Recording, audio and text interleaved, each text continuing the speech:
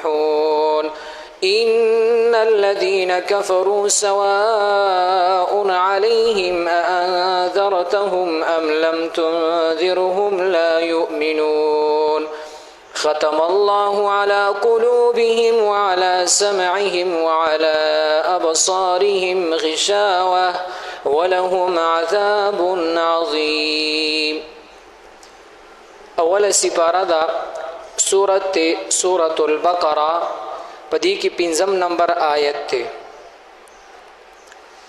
دا 5 نمبر آیت پرون مونږ ویلو خو بهر حال د نننی سبق سره تعلق ته نیو ځل په بیا راځو. پرون می تاسو ته ویلو چې د قران مجید هغه بنیادی عقاید او مضامین هغه اصل کې درې سيزونه دي. یو توحید دی، یو رسالت دی، یو آخرت دی. او دی آیاتونو کې کوم آیاتونو وړاندې چې تیر شو په هغه کې د متقینو الله تعالی صفات ذکر کړی دي، اوصاف په هغه آیاتونو کې دا درې وړاندې مضمونونه موجود دي. اول توحید دی. نو توحید ذکر الذين يؤمنون بالغیب پدې کې هغه د ایمان تذکرہ کې د الله توحید راغله. ول بما انزل الیک پدې کې هغه د رسالت ذکر راغله. وبالآخرة هم یوقنون پدې کې د یوم آخرت د قیامت د ورځې هغه تذکرہ راغله. نو داسې صفحه د قران مجید، داسې سورت او رکوع د قران مجید بنوي چې په هغه کې دا درې واړه مضمون ذکر نوي. متقینو د صفاتو تذکرہ وشولا چې کوم مؤمن او مسلمان دغه صفات لري نو د هغه بیا نتیجه او ریزلټ بسره وزي. نو الله تعالی فرمای اولئک دغه خلق علی هدن په هدایت باندې دي مر ربهم د خپل رب د طرفه. ګوري پرونم دا خبر مختصر کړي وا چې یو انسان ته مسلمان ته هدایت ملاويږي، هغه ته هغه د نیغ لارې توفیق ملاويږي، د سم لارې توفیق ورته ملاويږي. دا ګوري د الله د طرف وي. دیو جنا حضرت ابو هريره رضی الله عنه یو حدیث را نقل کړی دی. پیغمبر علیه الصلاۃ والسلام فرمایي چې په بنی اسرائیلو کې یو دوا کسانو او د دوانو ډیره جوخت ملګرتیا او دوستانه وا. خو په دې دوه دوستانو کې یو دوست هغه ډیر زیات بدعملو او دا بل ملګری دوست دا ډیر زیات نیک عملو. کله هم چې دی بدعمل یو غلط کار وکړو، ګناه به وکړه، نو دی نیک ملګری به ورته ویل چې دا الله بنده دا تس کوم لارو باندې اخته، دا تس کې دی ژوند سره تا کومې لوبې شروع کړي دي. مطلب هغه به هر وخت رټل او خبره اترې به ورته کولی، خو هغه ملګری بده به پې نه لګېده.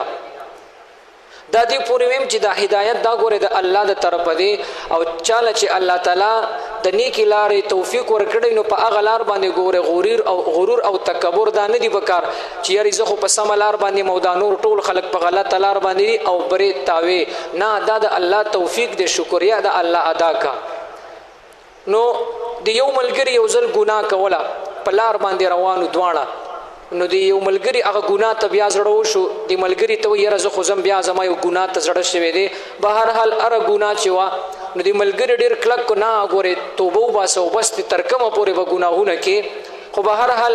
راټینګ نه شو. نو دی ملګری ته ویل زه نه ټینګېږم او زه د نظم. نو چې روان شو دی نیک ملګری دا دینداره ملګری چې ډېر نیک انسانو د ورته ویلي وایي که دا ګناه دې وکړه نو ګورې الله به دې د جهنم کندو ته لړه کي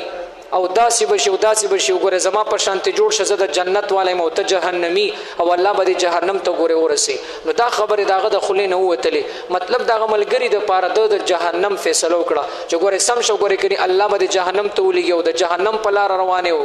سختې خبرې ورته وکړې. بیا داسې کار وشو دا دواړه وفات شول، مړه شول. نبی علیہ الصلوۃ والسلام تذکرہ کوي بیا چا په خوب کې ولیدل دا دواړه د نیک انسان ته ویلي چې تا سره الله سم معامله وکړله او هغه بدعمله ته. نو هغه خپله واقع بیا داسې وایي د الله په دربار کې مونږ دواړه پیښ شو، زه هم دا نیک انسان وایي او هغه بدعمله ملګری هغه هم د الله په دربار کې پیښ شو. نو هغه بدعمل انسان سره الله حساب کتاب کول ورته ویل تعالی خو ما زندگی در کړې و ځواني می در کړې و مال حال می در کړو تا خو زما یو لحظه هغه شکر ادا نه کړو ټول عمر دې پنا شکرې پنا فرمانی کی تیر کړو نو تاسو خیال لې تاسو رب وز سکم الله ورته وي هغه ورته اے الله ستا بندو ما او تا ته اخره کې راغلی مو بس ستا خوخه ده عاجزي اظهار وکړو هغه بل ملګری ته وي ستا صح خیال لې او ورته وي اے الله ما خو ډیر منځونه او د سونه کړی دی او په ټول عمر می مثال نیک اعمال کړی دي خو به هر حال زما امید دي چې زه جنت ته ځم او دا ملګری دا به جهنم ته ځي نو الله تعالی فرشتو ته حکم وکړو دوانه ولاړ دي هغه بیان تینا واغستله الله تعالی حکم وکړو هغه بدعمل انسان په باره کې حکم وکړو چې دا جنت ته بوزي او دغه نیک انسان د دې حکم وکړو چې دا جهنم ته بوزي نو دوانه اریان شول نیکمل سړی مریان چې دا سي حساب شو نو دې تاسو کړو د الله نه چې الله دا سم معاملې موږ سره وشوله دا نیک انسان ورته وي دا سکار دی وای استاد لپاره ما په جنت کې ځای جوړ کړو او د دې سړی لپاره مثال بدعمل لپاره ما په جهنم کې ځای جوړ کړو خدا یو خبره کړي وړه خطرناک خبره ده په دنیا کې دي زما بنده ته کړي وا تا ورته ویلی چې ګوره جهنم به دي زیوی او تاسو وینم ته په جهنم کې پریوځي او دا وغه نو آیا تا ته ما د جهنم واکه اختیار می تعالی درکړو په دنیا کې چې تاسو ستا خوخه وی جهنم ته لګو څوک چې خوخه وی هغه جنت ته لګا د دې جنت او د جهنم فیصله الله ورته فرمای دا زما په قدرت او زما په امر کې دا زما په خوخه باندې دا ستاسو په خوخه باندې نه دا نو دا خبره ډیره خطرناک تا کړي وا چې د تری ویلو چې ته بدعمل او ته جهنمی او ته جهنم ته الله بوزي نو به هر حال دا خبره د الله خوخه نشوا نو هغه نیک انسان چې ټول عمر په نیک لار کې تر کړو الله جهنم ته بوتلو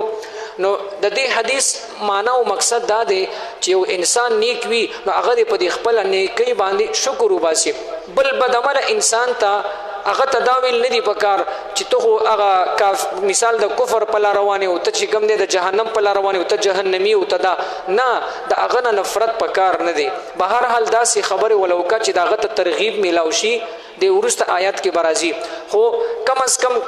که ترغیب اغستا خبره نه قبلې اغستا د نیک خبره نه مني نصيحت واعظ نه قبلې نو داسې خو مکه چې زب سورک شو ته د جهنمی او ته د جهنم ته بزیو دا وغه نه دا فیصله مکه نو بهر حال دلته الله فرمایي دا په هدایت باندې وو خو مې ربهم دا د رب د طرفه تا ته چې هدایت ملاو دیم ګوره د الله د طرفه ملاو دي و اولئک هم دغه خلق هم المفلحون دا کامیابیدون کې خلقو چې د کوم دغه مخ کې صفات ذکر شول ګوري دلته مونږ ته په دنیا کې درې قسمه خلق مخې ته برازي یو هغه خلق چې هغه مؤمنان دي هغه په زړه باندې مسلمانان دي او په خوله باندې مسلمانان او ایمان لري دې ته مونږ مسلمان وایو مؤمن ورته وایو یو قسمه خلق داري دویم هغه خلق بوي چې هغه په زړه باندې کفر کوي او په جبه باندې کفر وي یعنی هغه ته مونږ کافران وایو او درم هغه خلق به مونږ ته مخې لرازي چې هغه په زړه کې کفر لري په زړه کې کافران وي خو په خوله باندې مسلمان وي دې ته منافق ویل شوی دی منافق او دا منافق دا د کافر نم ډیر بدترین هغه کفر کوي او بدترین کافر دی ځکه قران کې الله فرمای ان المنافقین فی الدرک الاسفل من النار منافقان دا به د جهنميانو نم په لاندې جهنم هغه طبقه کې پاتې کیږي نو ځکه که کفر کې نو ښکارا کفر پکار دی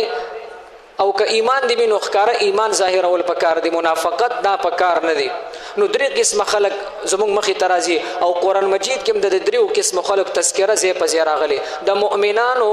کافرانو او د منافقانو نو دلتم دی 15 آیتونو کې د سوره بقره دی 15 آیتونو کې د اول قسم خلق چې هغه بهترین خلق دي او الله ته خوخترین خلق دي هغه مؤمنان مسلمانان د هغه تذکرہ الله په دې 15 آیتونو کې وکړه اوس ورپسې یو 2 آیتونو کې شپږم نمبر آیت کې داغه کافرانو تذکرہ کیږي چې پزړه باندې کافر او په خله باندې یعنی پټ او ښکارا په دوانو باندې کافر وي د هغه تذکرہ په دې 2 آیتونو کې کیږي ورپسې چې 15 آیتونه دي 14 په 14 آیتونو کې بیا د منافق تذکرہ کیږي نو منافق دومره خطرناک او دومره هغه غلیظ کفر کوي چې داغه تذکرہ الله په 14 آیاتونو کې ګوره کړی دا د عام کافر تذکره په 2 آیاتونو کې او د منافق تذکره. نو اوس دې ځکه الله تعالی دا غدوی مې ډلې چې هغه ته مونږ کافرانو وي دا غي تذکره کوي. ان الذين بشک هغه کسان کفروا چې کفر کړي دي سواء علیهم برابر د پاغوی باندې دا خبره انذرتهم اے پیغمبره کتو دی او یری دا کافران او یری ام لم تنذرهم یا دا نور او نه یری لا یؤمنون دی ایمان نه راوړي. دی کې د کافرانو تذکره وشله چې کفر کړي. کفر ستوي ګوري د کفر معنا دا د کاف فارا کفر کفر دا ویل شي پټولو ته. دی زمیدار تم په عربی کې کافر ویلې شوی دی ځکه اغم دا تخم دا په دې ځمکه کې پټي چې ځمکه داسي وای وایړی نو بیا پکې تخم واچي هغه پکې پټ شي نو هغه تم کافر. نو کافر ته کافر ځکه وای دا د الله غ احسانات چې په دنیا کې په د باندې الله کوم کړی دي هغه پټي او داغي شکریا نه ادا کوي. نو د دینه بل غټ ناشکر او کافر سوک وي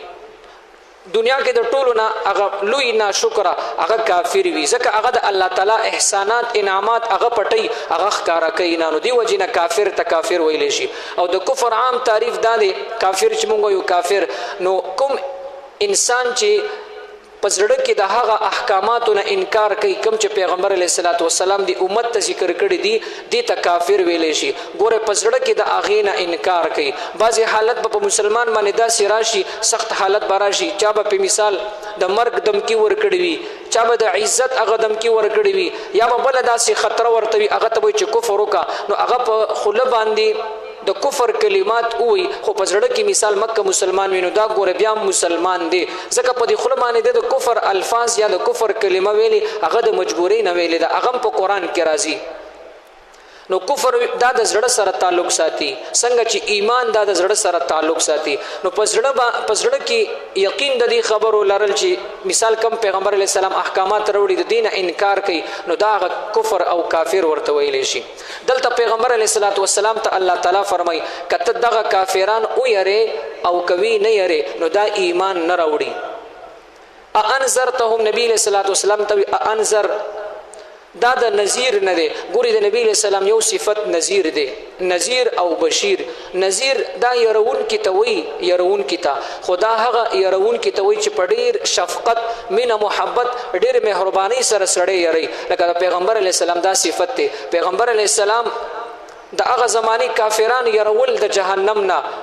د الله د گرفت نه يرول خو ګور ډیر په ادب احترام سره او ډیر په مینه محبت سره يرول ځکه که یو سړی ته یری او په زور زبردستی سره یری نو هغه ته بیا جابر او ظالم ویل کیږي هغه ته بیا دمکی ویل کیږي. نو پیغمبر علی السلام کافرانو له دمکی او زور زبردستی نه د کړي او نه د شریعت او د دین اسلام تقاضا ده چې یو سړی په اسلام باندې او په ایمان باندې ته مثال زور زبردستی وکي. لا اکراه فی الدین په دین کې زور زبردستی نشته. نو پیغمبر علی السلام صفت راغلی یعنی ته کدا په ډیر شفقت مینه محبت او یری او کوي نه یری دک خلق ایمان نه راوړي.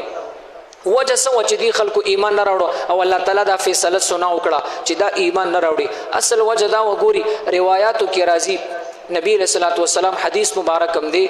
د بنده چې کله د بندنه یو ګناه وشي د پزړه باندې یو تور داغ ولګي او چې کله د یو بندنه د نیکی کارو شي د پزړه کې یو سپین داغ ولګي. نو کچارته یو نیک انسان د هغه د نیکی نورم د نیکی کارونه کوي سم کارونه کوي نو د پزړه کې چې هغه یو سپین داغ لګیدل دي د رڼا داغ دا رڼا په دې زړه کې پیلاویږي نو د زړه ته بیا سکون ملاويږي. نو دا چې هغه د نیکی کار بیا اونکی نو د هغه په د باندې وخت نتیریږي د باندې یو خارخ لګي د دا به قرار او به سکون می تر سو پورې چې د نیکی کار دی نیوي کړي. دک مثال د هغه ګناګار سړی دی یو ګناګار سړی چې ګناه وکي پزړه باندې یو تور داغ ولګي نو کدا ورپسې استغفار ونوي او د بخنه توبه ونه باسي نو بیا بل ګناه وکي نو د بلی ګناه سره بل داغ ولګي نو تر دې پورې چې دا ګناهونه کوي دا زړی تک تور شي. نو چې کله د یو انسان زړه تک تور شي نو پاغه باندې واعظ نصيحت خبره اثر نه کوي د پلار خبره په اثر نه کوي د مور خبره په اثر نه کوي چرته د عالم او د مفتی خبره په بیا اثر نه کوي د مشر خبره په بیا اثر نه کوي ولی د اغه زړه تک تور شوی دی. نو اول به د زړه نه اغه زنګ په قران سره او د الله تعالی ته په استغفار سره په توبې سره باغ د زړه زنګ لري کوي بیا په د باندې اغه نه کی خبره اثر کوي. حضرت مجاهد رحمه الله یو لوی مفسر تیر شوی دی دا د حضرت عبد الله ابن عباس رضی الله عنه هغه شاګرد تیر شوی دی او دا د قران مجید یو لوی مفسر دی امام مجاهد رحمه الله هغه فرمای هغه یو ځل د قران درس کول او هغه د دې وضاحت کول د دې آیت لاندې تفسیر ابن کثیر را نقل کړی دی هغه مثال ورکړه وای د انسان د جوړ مثال د سیده لکه دا لاس دا ګوتی کولاو کړي دا سی لاس کولاو او چې کله یو انسان ګناه وکي نو دا یو ګوته را بند کړه وای دا زړه داسې را بند شي بیا چې کله بل ګناه وکي نو بل ګوته مرا بند کړه دا زړه لک شان را بند شي بیا چې کله ګناه کوي یو ګوته دوه ګوته درې سرور پنځه نو پنځه واړه ګوته داسې بند کړي نو چې انسان په ګناهونو کې اخته شي دا زړه داسې بند شي بند نو چې کم شی بند شي نو پاغه باندې بیا خبره اثر کوي پاغه باندې قران او حدیث اثر کوي نو دا چې کم انسان زړه بند شوی وي نو د منظم ولا خون نور کوي تلاوت ولا خون نور کوي د باندې واعظ نصيحتم اثر نه کوي تر څو پورې چې دا بند زړه تا کولا وکړي ني نو ترغه وخت پورې دی د پاسه خبره ورچ وکنه هغه اثر نه کوي لکه د ګیلاس خوله ده یا د یو جام خوله ده تا بند کړي د پاسه په وبو ورړه واغه خو پکې نه راځي تر څو پورې چې ورته تا خوله کولا وکړي ني د کرنګ د انسان زړه په دي ګناهونو سره ګوره بنديږي نو دا ګناهونه دا په سره ختميږي او د دې زړه دا زنګ نو د دې آسان علاج د قران مجید تلاوت او نیک اعمال دی ګوره ترڅو پورې چې تا نیک اعمال نه شروع کړي هغه ګناهونه تا پریخي ني نو ترغه وخت پورې د قران مجید ګوره دا تلاوت هم پتا اثر نه کوي زموږ ډیر مسلمانان وظایف کوي تلاوتونه کوي منځونه کوي خو مکرنګي بي سکون وي بي قرار وي او مکرنګي دروغ مو مکرنګي دوکیم کوي مغرنګي د پردو خلکو حقونو تم ناشتي هر قسم لانجه حلال او حرام نه پیژني بس یو اختشبه دي او مثلا دکه د چې د زړه بند اول د زړه کولا اول پکار دي بیا دا غین ورسته ته د نیک عمل کوه بیا په دې زړه باندې اثر کوي نو زمونږ د بعضی خلکو زړونه مکمل بند شوي وي نو د دې زړه کولاول پکار دي او د دینه دا زنګ لري کول پکار دي بیا په دغه آیاتونه اثر کوي نو اے پیغمبره الله تعالی فرمایي کته دا ويره او کوونه یری دی ایمان نه راوړي ځکه د ګناه سره ګوره زړه بنديږي نو بیا چې وسړی کفر کوي نو کفر دا د ټولو ګناهونو جرړه او په ټولو ګناهونو کې هغه لوی ګناه ده نو په عامي ګناه سره چې د انسان زړه بنديږي نو په کفر سره خو بخامخه دا زړه بنديږي نو د کافرانو دا زړه په دې کفر سره مکمل بند شوی دی نو چې کله یو زړه بند شي نو که پیغمبر ورته نصيحت کوي او کنه کوي نو په هغه باندې اثر نه کوي دویمه وجه دا ده چې الله تعالی ختم الله مهر لګولې الله تعالی علی قلوبهم د دوی په زړونو باندې وعلى سمعهم او د دوی په غوږونو باندې الله مهر لګولې دی ځکه الله ته پته وا چې دا کافران نور ایمان نه راوړي نو اے پیغمبر ځان مستړی کوه ځکه حضرت عبد الله بن عباس رضی الله عنه فرمای نبی له صلوات والسلام ډیر زیات حرص او لالچ چې دا ټول کافران دا مسلمانان شي او دا ټول مثال د کفر تیاری د دنیا نه ختم شي او د ایمان او د اسلام رڼا راشي خلن کې نو الله تعالی دا آیاتونه راولګل چې اے پیغمبر دک سوچ کول او داسې کول چې ټول کافران د مثال مسلمان شي دا برابر نه ده ځکه الله ته پته چې د کم انسان هدایت په قسمت کې ده او د کم انسان نه دي نو هغه خلک خوش قسمت دي او نیکبخت دي چې الله ایمان ور نصیب کړي دي او بیا د غینه د پاسه هغه مسلمانان ډیر خوش قسمت دي چې هغه 15 وخت مونږ کوي او خپل جمعه ته متوجي وي د حرام او نزان ساتي د دروغ او نزان ساتي د زنا نزان ساتي د سترګو زنا د الله زنا د هر قسم زنا نزان ساتي دروغ نه وي دوکي نه کوي حرام نه خوري نو هغه مسلمان نور په دې دنیا دغه د پردا دنیا جنت ته نور غواړي نو هغه ډیر خوش قسمت خلک دي نو الله تعالی مهر لګولې د دوی په زړونو باندې او د دوی په غوږونو باندې وعلى ابصارهم او په سترګو باندې د دوی غشاوتن پردي دي ځکه چې یو خبره یو سړی خبره وکي نو هغه په زړه کې سوچ کوي دلته ګوره دې طرف ته اشاره ده به هر حال دا د حکمت او فلسفي خبره ده چې آیا د انسان سوچ په زړه باندې کوي کدا په دې دماغ باندې کوي دې کې علماء او اختلاف ته ډېری خبرې دي نو بعضی وایي د دې سوچ او د فکر زیاده په زړه کې دي ځکه دلته الله وایي چې د دوی په زړونو باندې مهر لګېدل دا زړونه بند شوي دي نو د پیغمبر په خبره باندې دي نور سوچ او فکر نشي کولای نو بعضی علما ځکه وایي چې سوچ او فکر دا په دې زړه باندې کیږي او ګوره د ایمان اغزه او محل اغم زړه دی او د کفر د هر څه شي عمل چې سړی کوي دا هغه محل او کور هغه د زړه دی نو دی وجینه د دې د زړه بند شوی دی او دغه رنګ غوګونه ځکه یو د زړه ته چې ستا خبر رسی دا د غوګونو په واسطه باندې رسی د قران آیت کرسی او د پیغمبر هغه دعوت کرسي هغه په وګ باندې رسینو الله وي د دې په دې وګ باندې هغه مهر لګیدل دي د کفر مهر په وعلى بصارهم غشاوه او پسترګو باندې پردي دي پردي ځکه چې دی وسړي ظاهري پردي نه ګوره باطینی پردي وي ښکارا کېدل به ورته چې مثال دا مسلمان دی دا کافر دی دا مثال یخت دا ګرم دی دا سه هر چیز دی به مثال په سترګو باندې لیدل دا خدي دا بد دی دا حق ته دا باطل دی خو لن کې دی د سترګو کې هغه طاقت قوت نو چې دی په هغه حق قبول کې او حق ته حق وي نو دی وجنه د دې په سترګو باندې پردي وي ولهم عذاب عظیم نو بهر حال دی خو ایمان په دنیا کې را نوړ زړونه یې بندي هغه سترګو باندې مثال پر دی وي غوګونو باندې د دې مهر الله لګولې دي نو د دې هغه اخر نتیجه به سره وځي دې ته به سم ملاويږي نو الله وي ولهم وی بدوی د پاره عذاب عظیم هغه عذاب عظیم لوی عذاب وي ګوري یو خو زمونږ استاد یو کار ته وی چې دا ډېر غټ کار دی او یو د الله ذات چې ورته وي چې لوی عذاب وي نو خدای خبر دا به څومره لوی عذاب وي یو روایت کې راځي د دې هر کافر د پاره په جهنم کې ناشنا ناشنا عذابونه به وګوره یو عذاب بداسي وي چې دا په یو صندوق کې بنشي د اور صندوق بوي پاغي کې بدا بنشي نو دا به د بل جهنمي आवाज فریاد هیڅ سم نه اوري او دا به دومره تنگ صندوق وي د اور نه چې دته به دا یو بل کې به دا پختي دا وجود داسې دنه نشي او د سرمنه به دا اور سيزي دا به ختميږي بل سرمنه به الله تعالی راخيږي یو به ختميږي بل به راخيږي او دا صندوق به د جهنم اور ته مثال ورلړ کړي شي دا به په 1500 کاله کې لاندې رسیږي نو داسې عذابونه باندې کافرانو د پاره وي الله دې موږ تاسو ټول ساتي